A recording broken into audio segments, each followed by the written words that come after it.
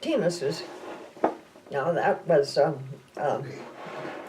Helen Johnson's relatives, and I think she wrote something about in the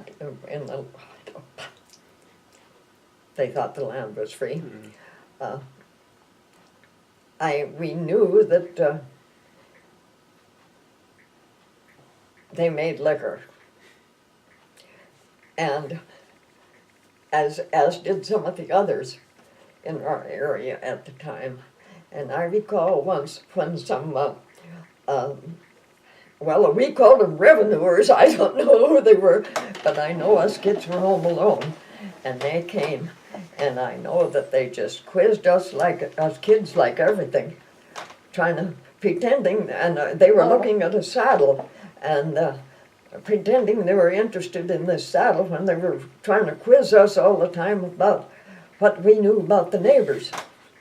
And I know this one family, the Dammons, I know that they also made liquor, and they had a bunch of rock piles on their place, and until they came and removed those rock piles to, I don't know whether they took them to Fort Peck or rip-rapped some other dams with them, but here there was caves built under those big rock piles where they hid their stash until they got to dispose of it. Well, that's a pretty good place to hide it. Yes, very good thinking, but until those were moved, they didn't know. And you can just see how they could have stacked those rocks up and nobody would have known the difference. Yeah, and it's not a place you'd go looking for it. No. It's just a rock pile. They're everywhere. That's right, they were, at one time. They were everywhere. I mean, everybody tried to pick the rocks out of their fields and that. But, and I know different times, early in the morning, this one fellow, neighbor, would be coming home early in the morning, and his wagon would be full of hay, and apparently he was transporting it someplace under the load of hay. Just sneaking it away, huh? So were they doing that just with the grain that they were raising? Did they have a bunch of corn, or? You mean for hay, like? Well, when they were making the moonshine. I have no idea, because they didn't let me in on any of that.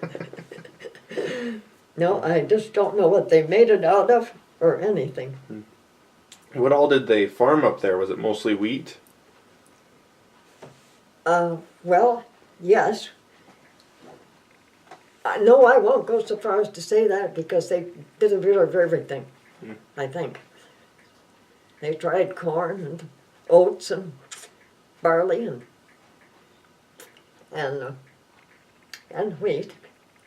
And of course there was a good many years that you didn't have anything but thistles. And of course they harvested those, and that was an experience of tramping thistles.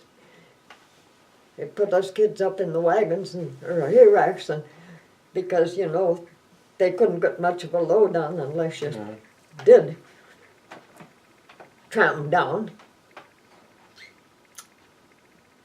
And the cattle and stuff mostly survived on them. What kind of cattle were up in this country back then? Was it Herefords or? Kind of a mixture of everything. Was it?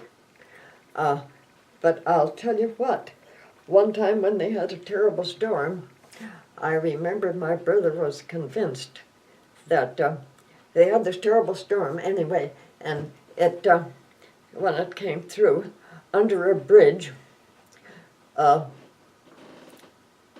he found out somebody's cattle. I have no idea whose they were, but there was some Angus and there was some Herefords, and all the Angus were dead. Oh, really? And the only ones that lived were the Herefords, and there was a bull or so, and they were black and they were dead. But that convinced him to raise Herefords. A little bit tougher in the winters, huh? Well, apparently, that's what he thought. That's what he gathered from that. But I don't know that what they raised now because I couldn't see it. However, I was there for branding, but but there was a lot of other people there too. Yeah. There's a lot of Angus in this country anymore. Yep, But everyone's got a little bit of that background of those mixed breeds. yep, they do. And of course, there's some with the red Angus too. Yep, there's some people that are really into that. I mean, you got Bouchers, they run over 1,000 of them. I didn't know what they raised. Yep, they raise some of the smaller framed red Angus. Seem to do pretty good out in that country.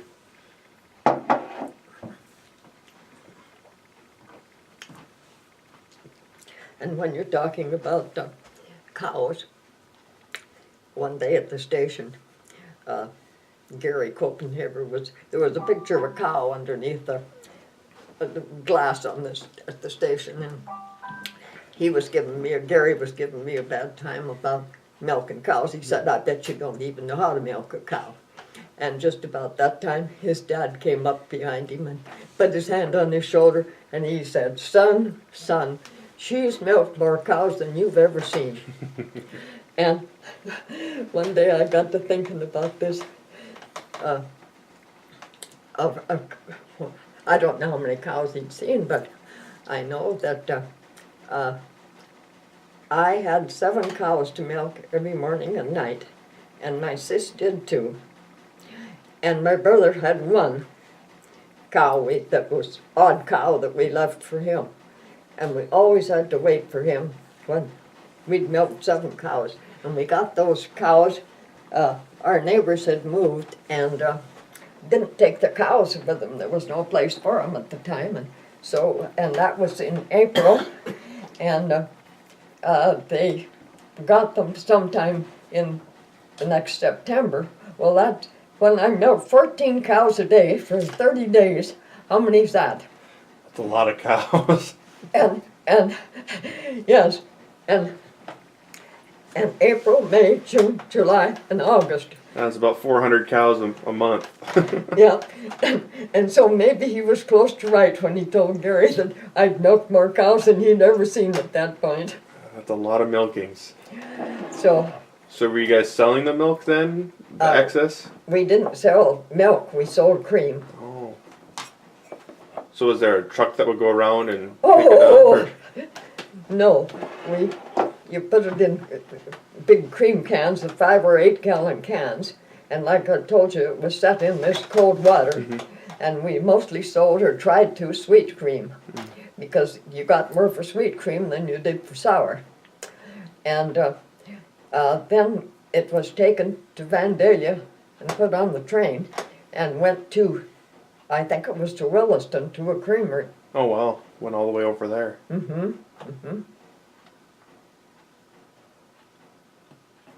So why did it go out of Vandalia instead of Hinsdale? Was it closer? Yes. And the Sherrys, our neighbors, why, they, lots of times we could do the same thing at the same time. I mean, maybe we could just take it to their place and they'd take it in. Well, that makes it a little bit easier if you don't have to go every single time. Yes. So with Vandalia, did that used to be a bigger town, or? They had a hotel there once. Oh, really? According to Les Hansen, he told me about.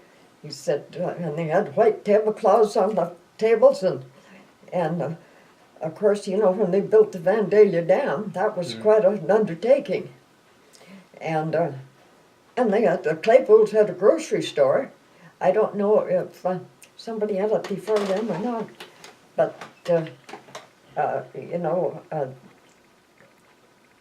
they had how do you say it? 3 grocery stores.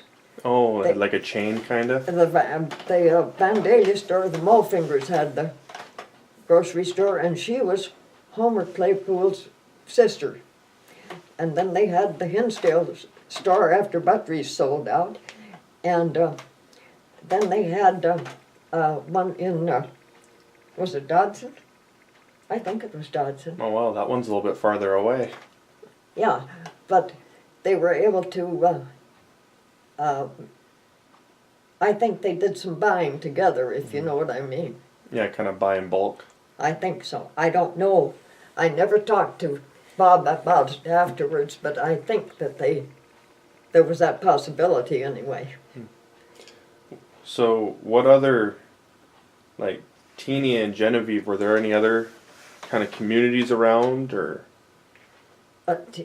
You know, when the Bruce's folks first came out here, they homesteaded, well, I think beyond Genevieve someplace. I don't Oh, know really? exactly where it was at. And I remember somebody saying once, how come you picked a place with so many rocks on it? And they said, well, the grass was so high, we didn't have any idea that there was that many rocks.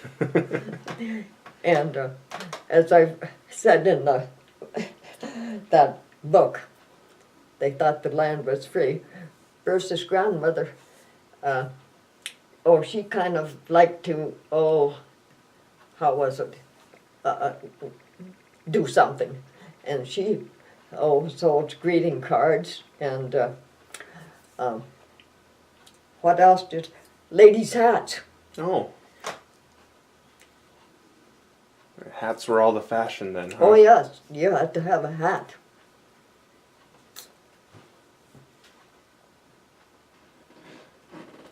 Yep. Things have changed quite a bit over the years, haven't they? Oh, absolutely, absolutely. What's one of the best changes that you've seen over the years?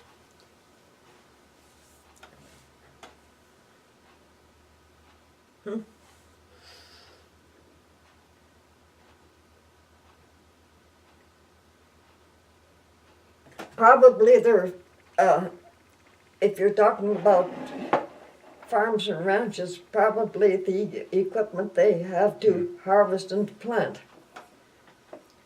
Yeah, it probably makes a big difference. You guys probably must have had some draft horses back when you were little. Oh yes.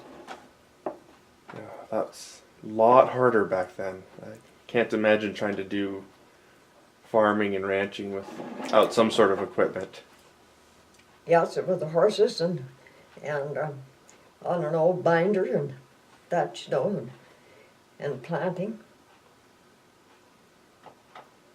And of course there wasn't any sprays and stuff to take care of anything at that time. And maybe about the time you got a good crop, maybe the grasshoppers would And some really bad grasshopper years, huh? Yes, yes, yes. But the chickens enjoyed it. Always a silver lining. Yes, yes. What was it your dad said about electricity?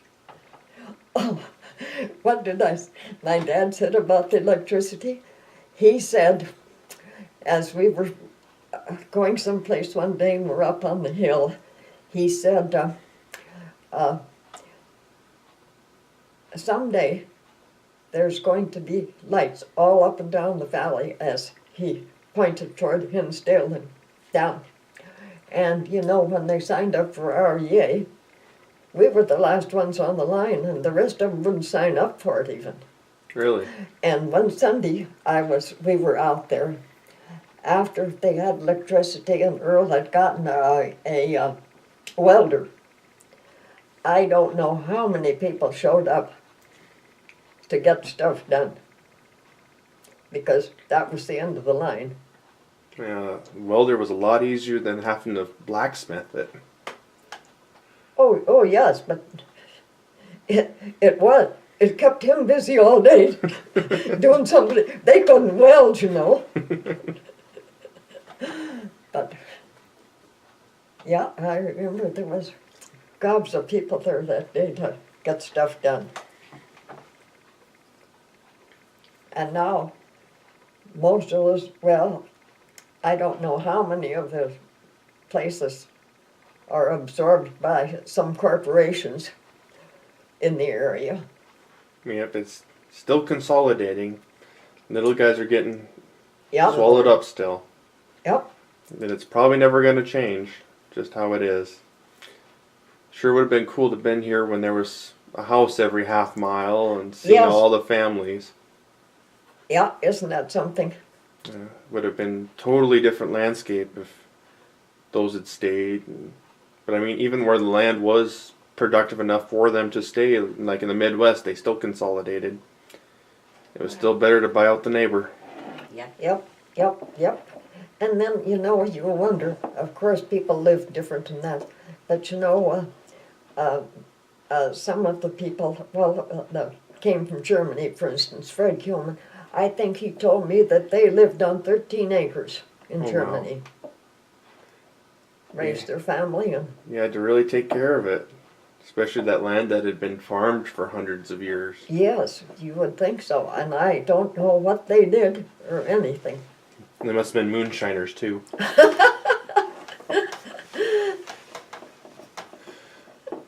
Yeah, and I probably shouldn't tell this, but speaking of Germany, one time Bruce was, their outfit pulled into a field, he said, and to camp overnight.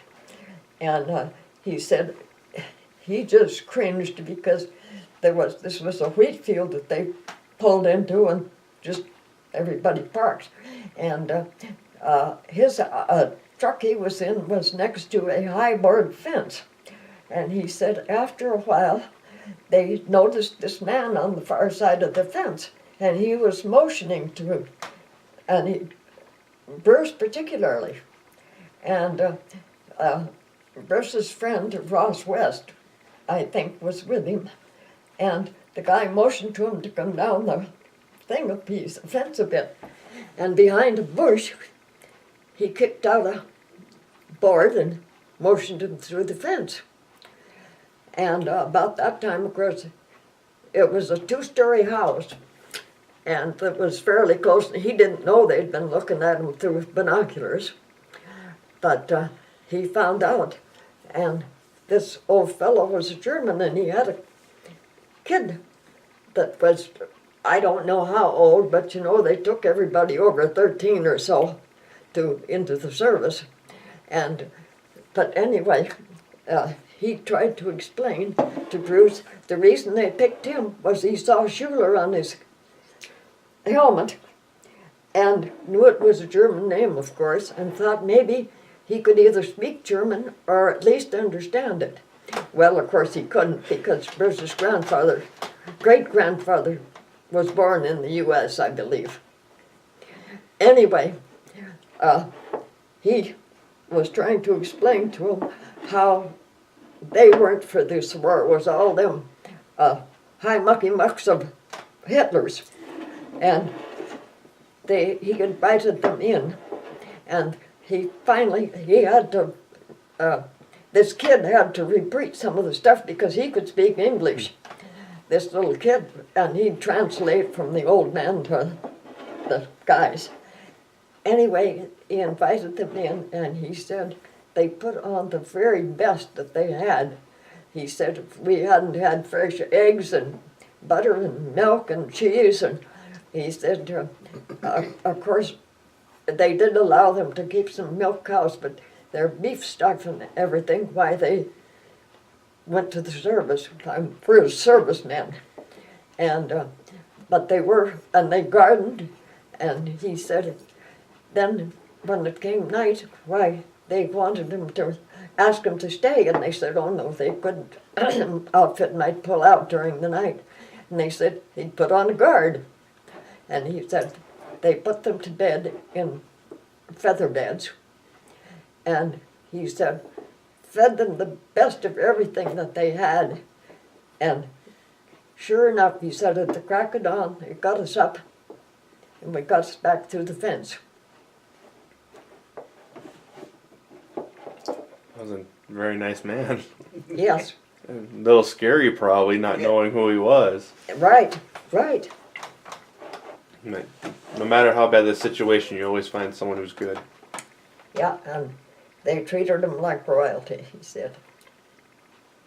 And I don't really know how many there were, except there wasn't any boys over 13 because they took all of them to do the fighting.